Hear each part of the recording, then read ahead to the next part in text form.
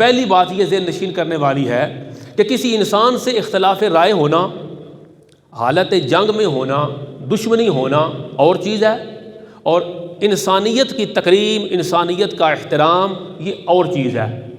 انسانیت کے احترام، تکریم انسانیت، احترام انسانیت، اس کا مطلب ہے کہ اختلاف ہو یا جنگ ہو، ہر صورت میں اخلاقیات کے دائروں کے اندر رہا جائے، یہ انسانیت ہے۔ انسانیت کا احترام کرنا ہے، بندے کا احترام کرنا ہے، تو بندے کا احترام کیسے کریں؟